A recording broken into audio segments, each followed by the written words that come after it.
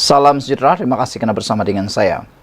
Kenyataan naib Presiden PAS, Datuk Muhammad Amar Abdullah, sangat-sangat mengecewakan, kata netizen. Ini apabila naib Presiden PAS ini mengatakan, pembangunan bukan tanggungjawab wakil rakyat, tapi kerajaan pusat. Ini betul-betul mengecewakan. Kata netizen, jadi kalau macam begitu, apa tugas wakil rakyat? Apa tugas wakil rakyat di kerajaan negeri itu? Takkanlah tidur bangun saja kerja mereka, kata netizen. Anda dibayar gaji untuk mencari pembangunan pelaburan untuk memajukan kawasan tersebut.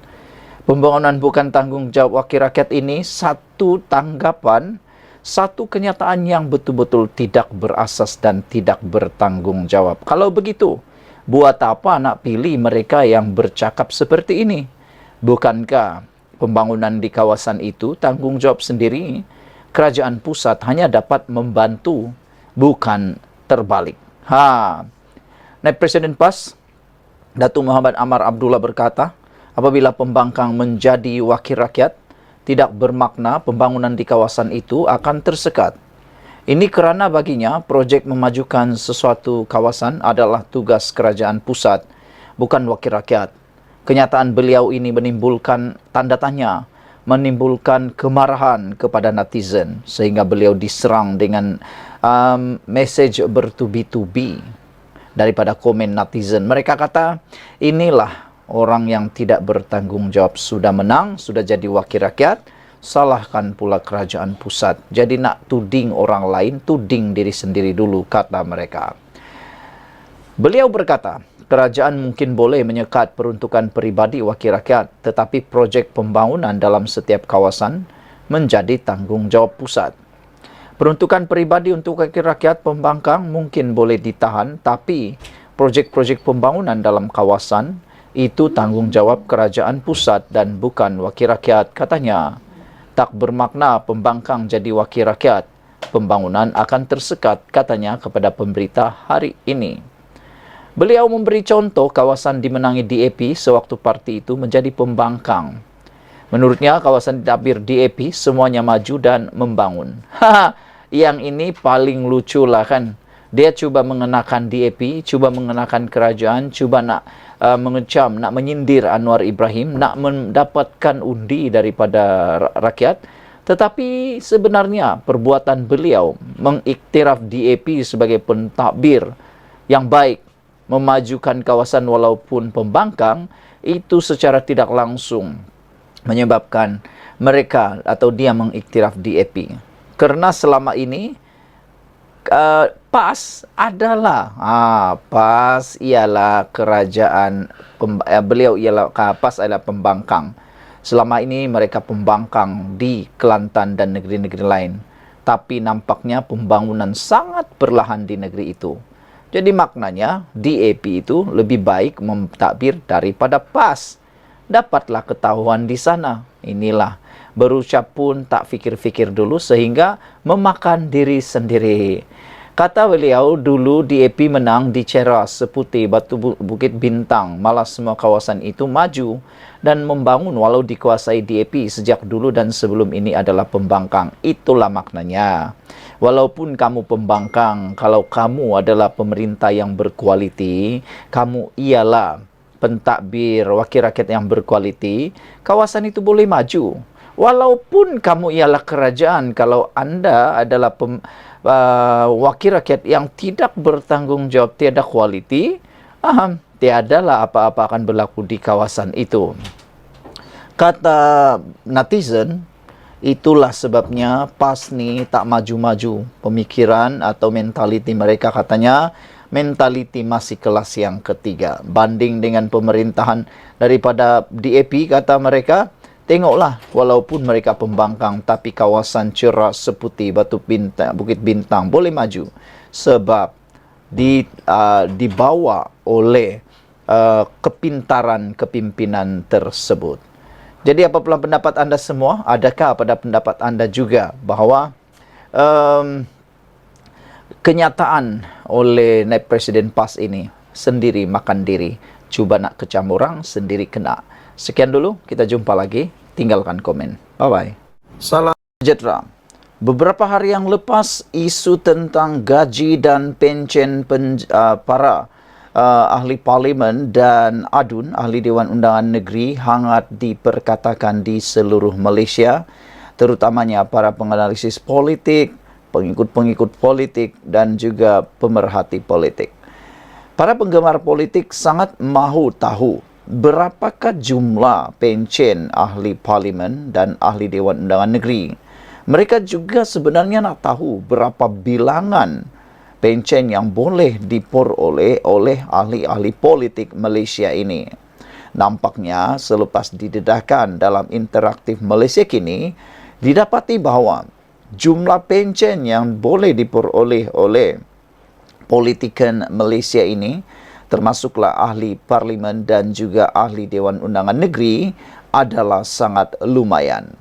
Ada yang boleh dapat sehingga 2 jenis pencen.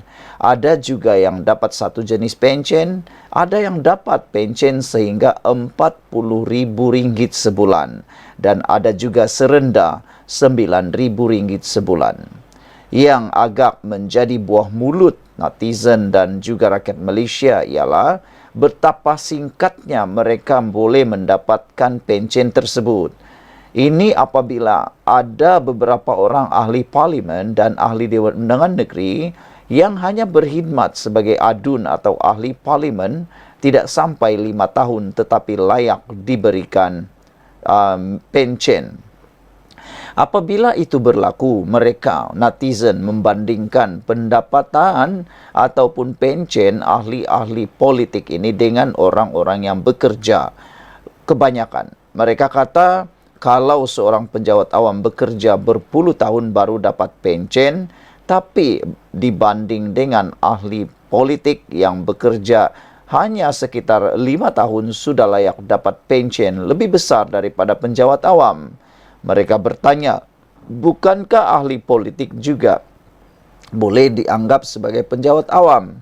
Mengapa mereka harus dapat bayaran yang begitu besar dan ada pula yang dapat sehingga 2 jenis pencen? Oleh sebab itulah Anwar Ibrahim, Perdana Menteri Malaysia, telah pun mencadangkan supaya pencen difikirkan, dikaji semula untuk para ahli parlimen dan adakah pencen itu patut dihapuskan untuk ahli parlimen dan ahli Dewan Undangan Negeri. Mendapat reaksi yang sangat positif daripada netizen dan penduduk Malaysia. Hampir 96%, 97% menyokong supaya pencen dan juga pencen ahli-ahli parlimen dan ahli Dewan Undangan Negeri itu pertama dimansuhkan, kedua ada juga mahu supaya kalau diteruskan hanya 1 yang layak boleh didapat atau diperoleh, iaitu pencen yang tertinggi. Saudara-saudara sekalian, walau bagaimanapun Malaysia kini telah cuba mendapatkan pandangan ramai orang tentang perkara ini. Sebelum kita teruskan, apa pula pandangan anda? Apa pula pendapat anda tentang isu pencen ahli-ahli politik Malaysia ini?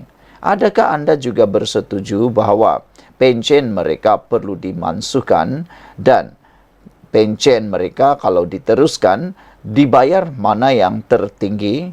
Jangan dapat semua-semua. Saudara-saudara sekalian, persoalan ini ditanya kepada beberapa ahli politik di Malaysia. Ini jawapan mereka. Apa kata ahli parlimen tentang sistem pencen yang mereka mahu?